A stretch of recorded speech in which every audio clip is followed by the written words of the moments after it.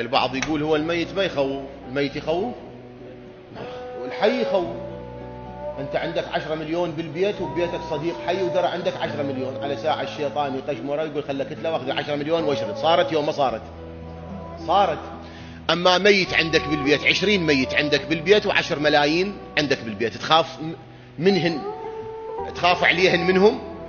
لا، موت هذول. هو الميت ما يخوف، هاي حكاية لسان. اذا خليك بغرفة انت وميت تقدر تنام بالليل؟ تجيك النومة؟ هسه اللسان شيء والواقع شيء ثاني، وخصوصا اذا الغرفة بالعراق والكهرباء مقطوعة والدنيا ليل، شلون تنام بعد؟ واجى هوا وحرك الباب، شلون تنام بعد؟ فواحد يقول بلسانه شيء بس الواقع بعض الاحيان شيء اخر. المهم الميت الموت اصلا البعض يتقزز منه، البعض تقول له عمرك يخاف، عمرك عف عمره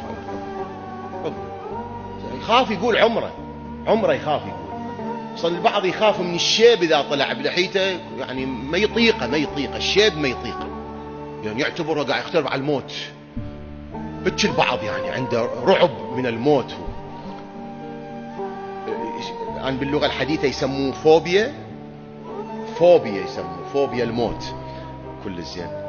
سئل إمامنا عليه السلام يا ابن رسول الله شنو الموت؟ قال الموت مثل واحد ذي عاهات في جسمه وقروح وجروح ويغسلوه من جروحه وقروحه ويطلعوه نظيف يخبر. إمامنا هيك يقول عليه السلام. هاي الموت بها نظرة. أما بالنظرة السطحية الموت يعني تراب جو القاع وخنقة ودود وريحة كريهة إمامنا عليه السلام يقول واحد مريض بقروح وجروح وأمراض معدية وبيجرب وما أعرف شنو، ويغسلوه ويعدلوه ويرتبوه، وهذا الموت بالنسبة للمؤمن. طبعا بالنسبة للمؤمن أحكي ما لي شغل غير المؤمن. الموت بالنسبة للمؤمن إمامنا قال عبارة عن تنظيف وطهارة وجمال. الموت جمال للمؤمن، جمال الموت للمؤمن.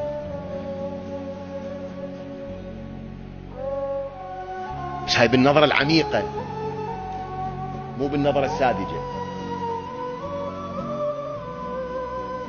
قال إبراهيم أرأيت خليلا يميت خليله، لما ملك روحه قال له قل لي إبراهيم خليلي أرأيت حبيبا لا يرضى بلقاء حبيبه.